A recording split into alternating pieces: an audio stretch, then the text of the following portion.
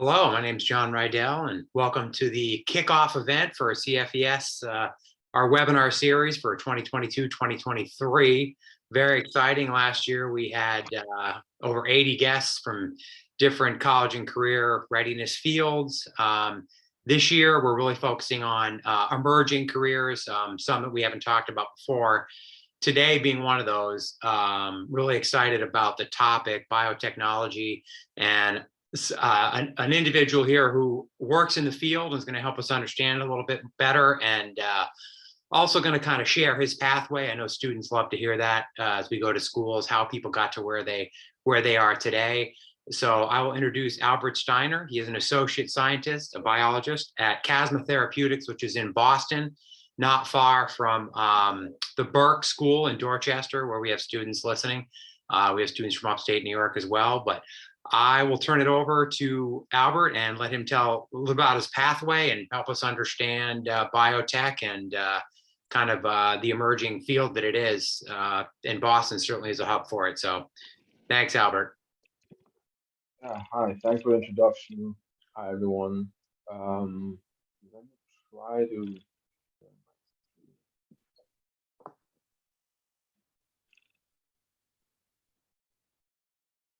Did it work? Yeah, that looks good.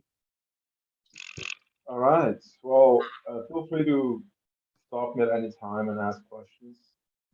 I'm just gonna go over like my path, how I got into like science and biotech, and then we can go from there. I can talk more about just biotech, what I do day to day, and what we're trying to achieve and what I'm trying to achieve personally. So I was born in Congo in the DRC. Actually, my mother is from the Congo and my dad is from Switzerland. My mom's a teacher and my dad's a surgeon. And my dad was working in the Congo for like a long time, over 10 years, and they met through a mutual friend. Anyways, but I grew up in Switzerland. I moved to Congo before I was 1 year old. I grew up in Switzerland. My parents had a strong focus on school. So it's pretty much if I wanted something, toys, candy, I need to show good grades. And of course, I mean, you don't like it as a kid, but in hindsight, I think they did the right thing. And I had in high school, I had a great science teacher, biochem teacher actually, um, who made me like really start loving science. I really appreciate it because I he made us realize that anything we do, anything we like doing, computer games, candy and all that stuff, that's all science basically. Um, and yeah, with that actually, I did not go into science first because in Switzerland we have to have a focus in high school, and my focus is economics. I liked economics too, and I was like, oh, let me try economics. It's easy to make money, you get a good career, not as complicated as science, at least in my opinion. So I started studying economics in Zurich. Did not like it very much. Did one semester, finished the exams, but I was like, nah, I need something else. And then I was thinking, oh, why not do biochem? In between that, I was working a little bit, and then like a year and a half later, I started doing biochemistry in Boston. Actually, I moved to the U.S. and went to Northeastern and started doing biochemistry. Um, yeah, I had pretty good grades and stuff. I mean, life was nice. Undergrad life is pretty fun, I must say. So if you guys do undergrad, it's a ton of fun. You probably will never have time like this ever again. And my dad used to always tell me that actually, yeah, your high school and university years will be the best years of your life. So I can understand why now in hindsight. Um, anyways, but my biggest regret during my undergrad career was that I never joined an academic lab. And I think for people, join a lab as soon as you can. It will actually show you what science is.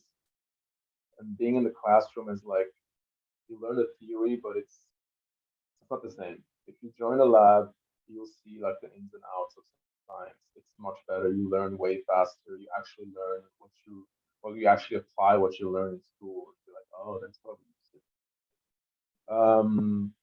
it. yeah, that's just like my little advice for undergrad students. So I finished my degree, and then I wasn't quite sure what to do. I was thinking of going to med school or maybe do a master's first. But then I was sort of like in between. I have some friends, they work in psychiatry and psychology, and they sort of convinced me to start working in a hospital. So I started working at Arbor Hospital in JP for a year, and it was the worst job I ever had. Because I work with like chronic and acute patients with like psychosis and bipolar. Imagine Kanye, but way worse. It was kind of like that. So I finished that 1 year, and I decided to go back to do my master's. And then I started my master's in biotechnology um, at Northeastern as well. And that's what actually like got into my career path of science. I joined the lab with a really nice professor. I'm still in contact with him nowadays. And yeah, that's where I learned really a lot of things.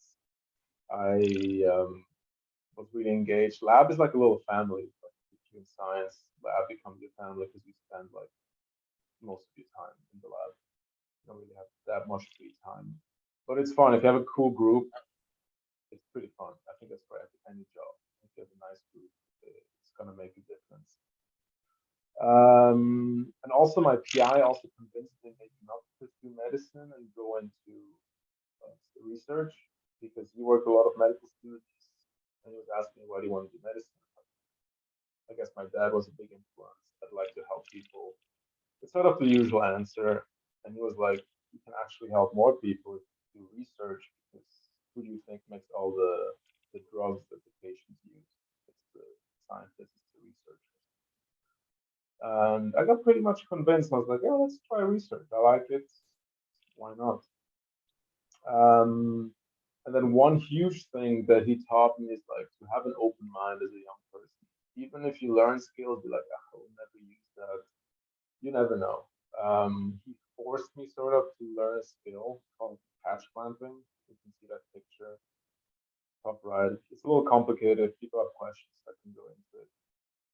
And it turned out that skill, some companies were really looking for it. It's very niche. There's maybe 2,000 people in the world who do it. And they were looking for a resume just for that word patch clamping. And I happened to have it. They called me through LinkedIn. And yes, it's actually a company I work for now. It's Casma. So this little skill where my boss pushed me turned into like a career.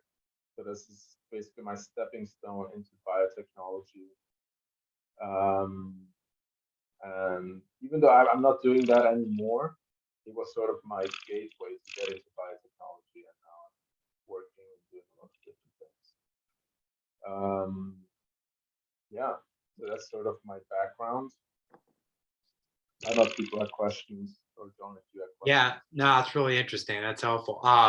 Yeah, it's interesting how we've had a lot of guests, their career path looks like it's going to go one way. They find out they don't necessarily like it. They pivot. It's kind of like, we've talked about this sort of the reality of a job. You think it might be a certain way, and then you get in and you're like, oh, that's not really what I thought it was. So it's cool to hear you find that you found one that you're passionate about. Also, I'll back up real quick. Your comment about going to college being amongst the best years of your life. I mean, we get very heavy on, the academic piece, and this is why you go to college, and that certainly is the main reason given the cost today. But it's also kind of an amazing time for 4 years. I mean, you've talked about it, just learning, spending time with your friends, though. I mean, you really enjoyed Northeastern, and talk a little bit just about that and how you chose Northeastern. Yeah, it shows. How did I choose Northeastern? Yeah, I really liked. So I actually wanted to go to BU. I was waitlisted in BU, and then Northeastern gave me an offer, and then I really liked the co-op program. And I think in hindsight, I made the right choice. I accepted Northeastern. I went to Northeastern, and I think every school should do a co-op program. So basically, what that is you get to work for at least 6 months in whatever you study. It can be anything, mathematics, psychology, whatever it is. So that you have to do like an internship. And first of all, it's really good. You actually see what you like, whatever you study, what does it do in the world? Is it like you like it or not? Maybe you like the theory, but you don't like the practice of it. And you're young enough to change career path. So if let's say you study psychology and you're like, oh, this is annoying. I don't want to deal with all these people. I rather do economics. I want to make money. So you can always switch and do a co-op in that. And I think it's amazing. It gives you like a view into the real world, like what actual skills I need. You learn that like group, like teamwork is one of the most important skills you can have because everything will be teamwork. Um, and yeah, and I really liked it. Also, a lot of my friends, not for me specifically, because I got to do my internship in Japan. That's something else you can do international internships. So I was in Japan for 6 months. That was a lot of fun. And but a lot of my friends, they internship and then they told them, oh, we like how you work. You know the system. Once you graduate, you have a job. So it's like a win-win. They get cheap labor and at first. I mean, you get paid, but you don't get paid crazy. If you do engineering, you get paid pretty well. You get paid like $40 an hour more, depending what kind of job you get. Yeah, engineers, especially chemical engineers. I have some friends doing chemical engineering. But I got paid like, it depends on the company, maybe 25 an hour. But you get a job. You get a job security afterwards, and you know what the job entails. It's pretty nice fix actually. I think every school should do it, and I think more and more schools are doing it. So Northeastern is really pioneering the way with that. Yeah, for sure. They've kind of been, I can remember even 15, 20 years ago, they were kind of early in on it, in that kind of hands-on experiential co-op learning. We encourage our students to, follow, spend a day with individuals like yourself, just to see what the reality of the job is like, but then also actually do, work at a company they think they may want to, internship. Actually, John, as an example, we take co-ops every semester here at our company, and we love them. Okay. And a lot of them they get hired afterwards. A bunch of them they got hired. We have a big Northeastern pipeline, and not just our company. There's like hundreds of companies probably around here. Most of them take Northeastern co-ops, and even the big ones like Pfizer, Johnson Johnson, Novartis, and all that stuff. Yeah, that's really helpful. It makes me think. So with the school, the Burke in Dorchester, if you were, just say you were a young person in high school, at the Burke, for example, or any other school around there, and you're thinking, well, I'd really like to get into biotech, or you're not quite sure what it is there anything in high school, if you could put yourself back in high school, advice you might give them? Because they're kind of in the epicenter. It's all around them, right? But they're not maybe Yeah. not sure what it entails. How do I get in there? What advice might you have? That's a good one. I will probably look around online because we also have tours for like high school students. A lot of companies do that. They show them around. They show them like actually where you would work, how a lab looks like, what people do, what a day to day looks like. Um, I think that will probably be the best bet for me. So when we were in high school, actually, I forgot to mention that we got to visit Novartis and Roche, two of the top five biotech or pharma companies, and that always stuck with me because I mean, it's the biggest industry in the world in terms of making money. Um, Also the biggest lobbyist in DC, but it's a side story. Yeah.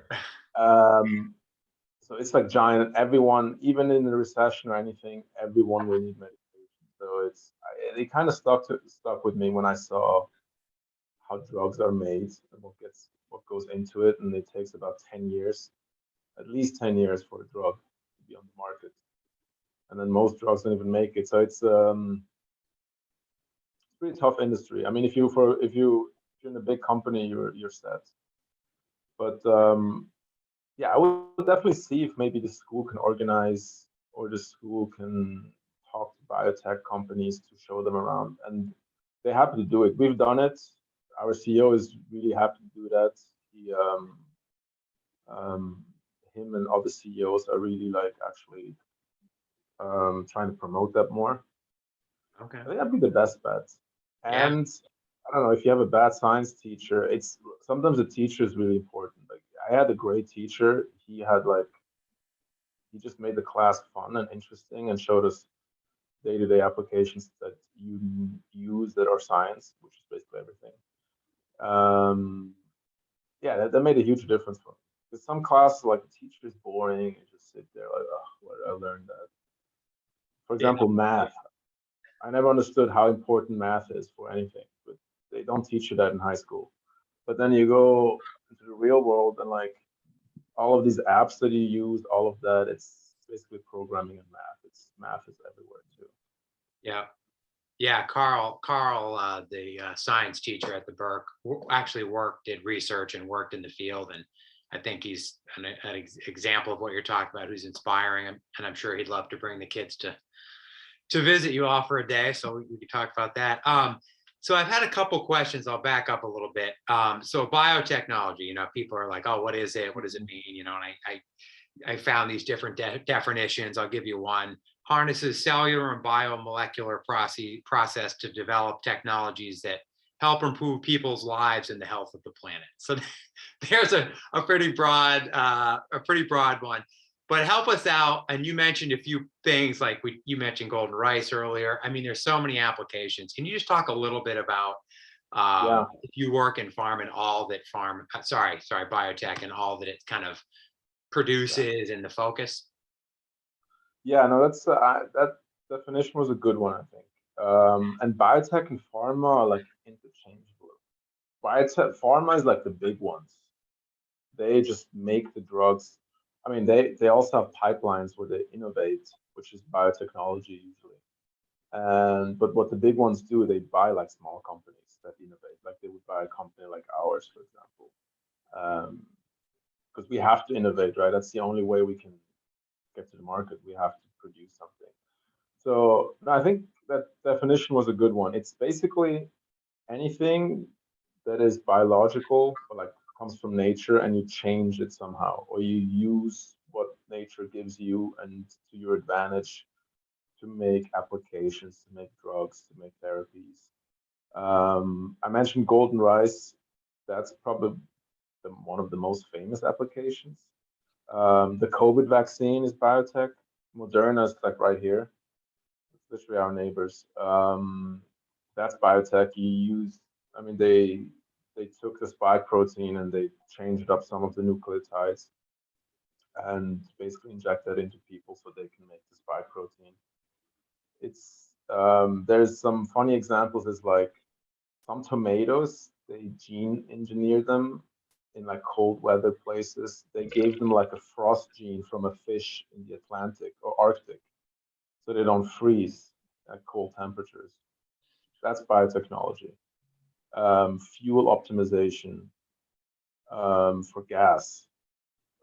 It's an organic compound. That's biotechnology. I mean, this chart down here is pretty helpful. I think anything that touches that is biotechnology. It's very broad, actually. Yeah, it's I guess maybe some medicine like penicillin. Actually, penicillin was probably produced by an organism, but some drugs that are small drugs, they can just be medicinal. So I guess technically that might not be biotechnology. Um, yeah, I would still put it under the umbrella of biotechnology. It's yeah, I don't think there's a clear cut definition. No, that's helpful. I mean, all those things is so in Boston, where it really does seem to be the epicenter of this. The different companies, a lot of money being pumped into them. Your company and then others. I mean, are they really kind of are they trying to specialize in a certain area and really kind of gain traction Yeah, in a certain area? yeah, yeah. They specialize. Probably the easiest way to get money is cancer because everyone works in cancer. I have a bunch of my friends who work in biotechnology. I think one of the companies for flagship just got 100 million funding. I mean, the funding is crazy here. I can say that because it's public. Series A, we got, so there's different series, there's different like maturity of the company where you need funding to develop your product. We got our first funding was 60 million. And then our second funding was 50.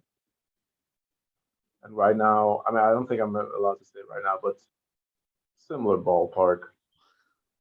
Yeah. We're raising money. Yeah, no, there's a lot of money involved. It takes about 1 billion to produce a drug to market. Yeah, it's kind of crazy. Yeah, and it takes a long time. Yeah. If it does well, though, everybody could benefit at the company, right? Yeah, I mean that's our Theoretically. hope. Like, 'cause I have stocks in the company, so if we get an IPO, if we become public, that's how you get rich quickly. Yeah. No, that's a great point. We have students ask all the time, like, hey, if I get a job, what am I going to make? Is there an upside? But what I think what you're talking about is really appealing, and it's kind of Yeah, a bonus, a huge bonus potentially if things work out right, right? yeah, small company. I mean, there's a bunch of examples. I mean, YouTube is not that old. I think it got bought 2007 stuff. If you're successful, most are not successful, I must say. But if you're successful, you get pretty rich very quickly. Yeah, what a combination. I mean, I've had one student say that he'd really love to do something that helps people, which you're creating products that are, and then also you can make some money yourself. It's kind of it's a good Yeah, combo. Yeah. yeah, that's capitalism for you. Yeah. Yeah. Yeah. Um, so I had a couple students when I was sort of talking about this webinar. They were kind of getting a little granular. They're like, all right, so if I were to enter this field, and like say I'm in high school, so I should really focus on doing well in biology, chemistry, and then go to college and major in what? That depends. It depends what you like. I liked probably biology and chemistry the most. I actually really loved physics, but I was never like, I was always like maybe a little bit above average in math, and physics is just a lot of math. Also, biophysics is just different.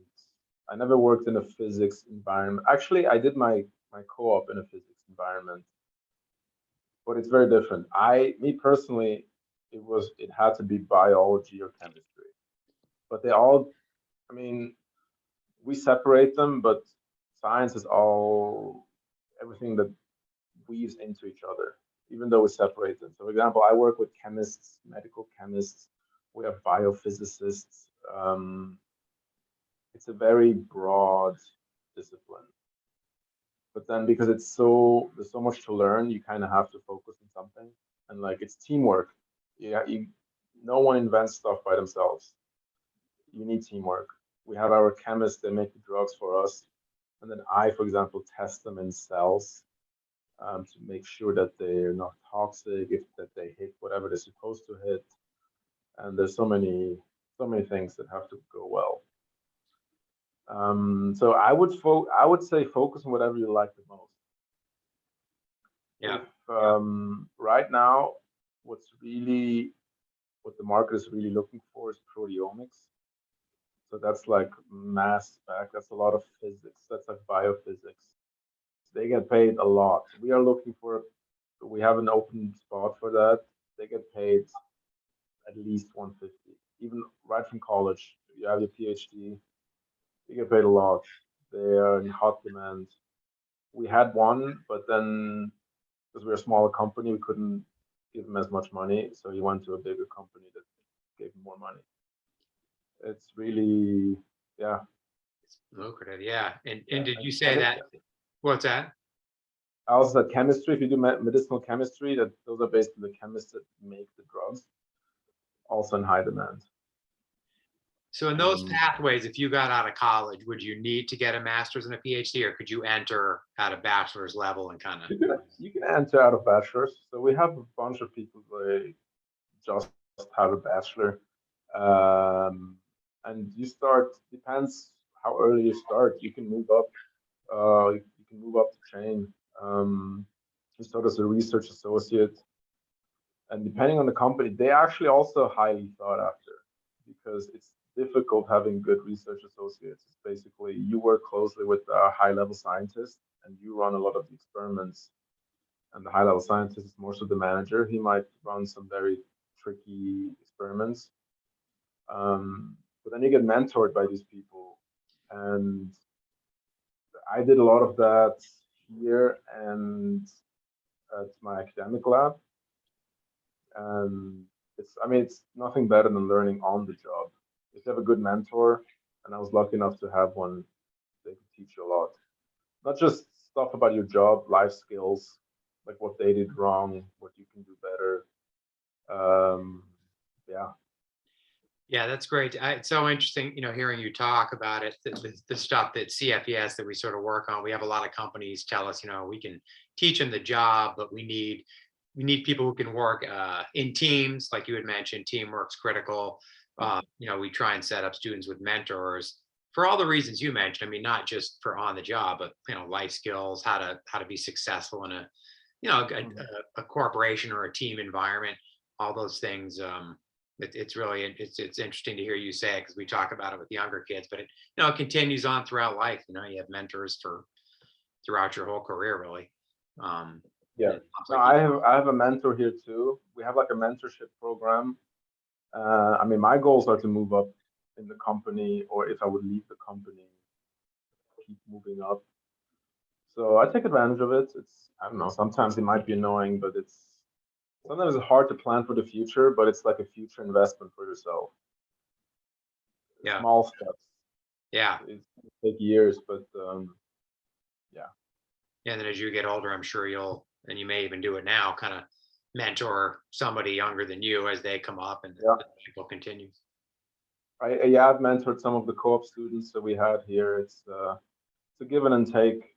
I mean, we've all, like, the roles change. Once you were mentored, and then you grow up and move up in the chain, and then you mentor, and so on.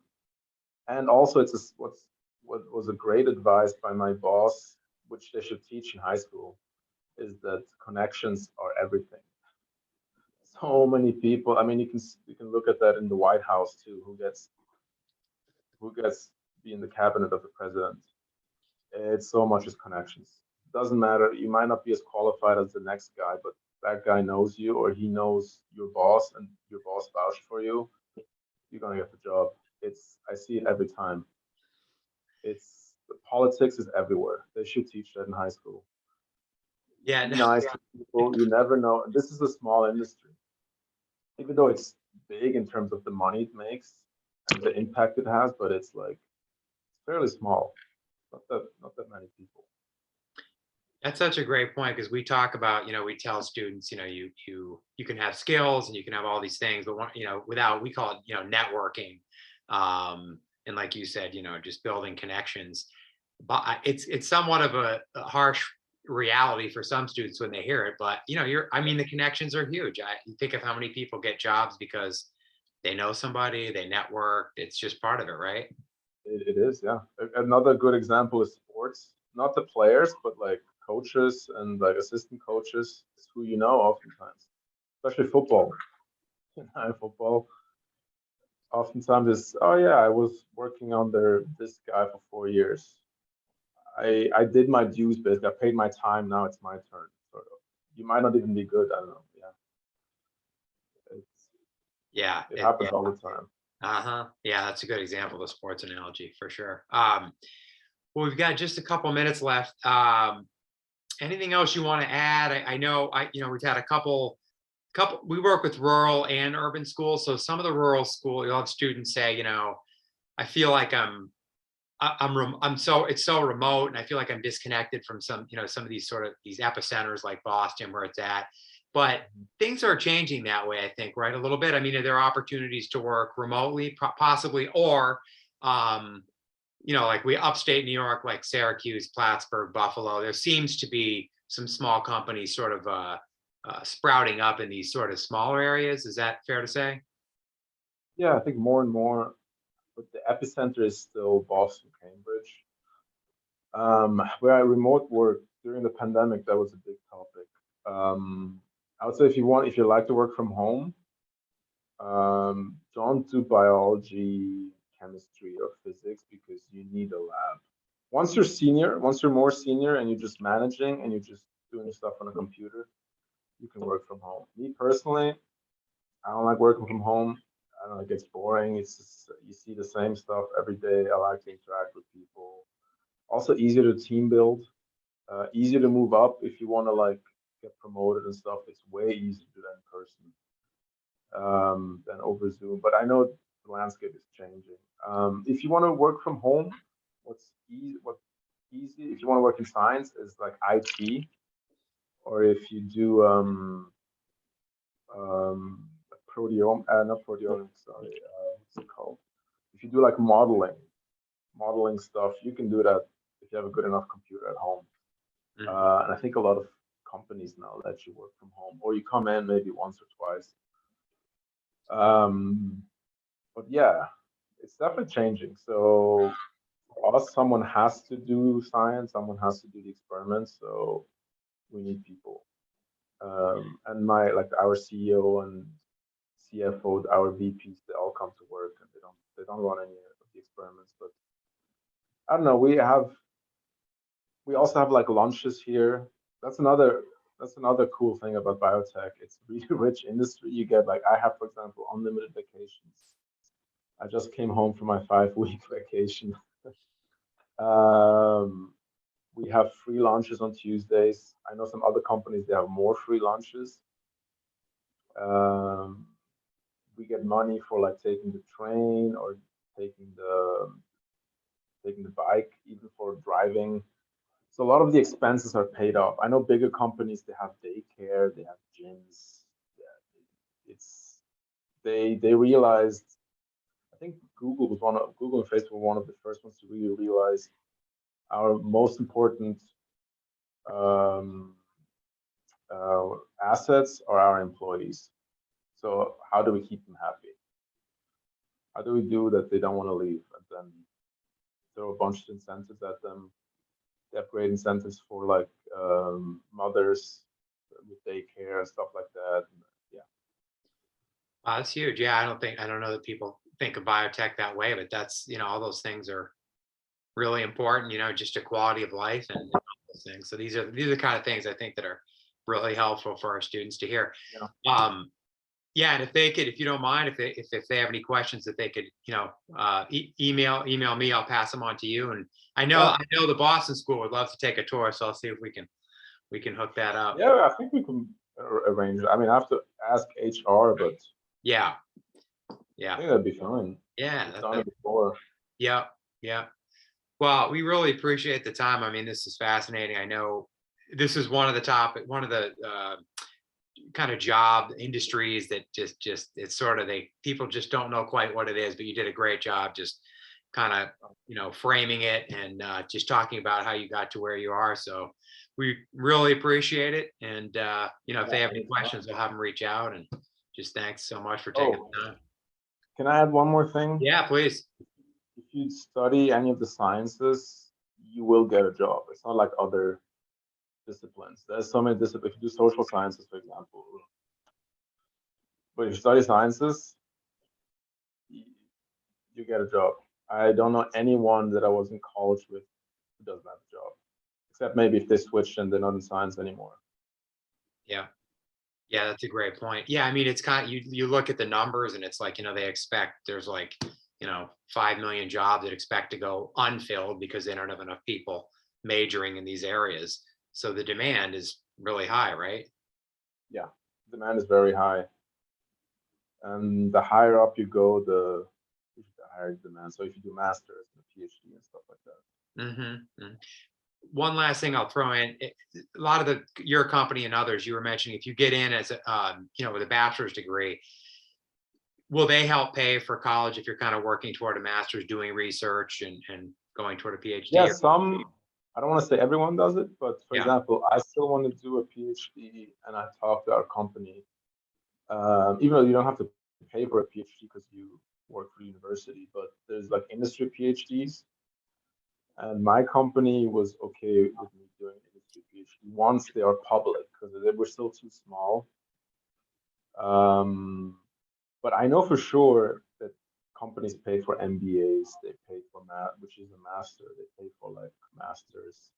Especially if you say, or if you even sign, I'm gonna stay here for another 5 years once I'm done with the masters.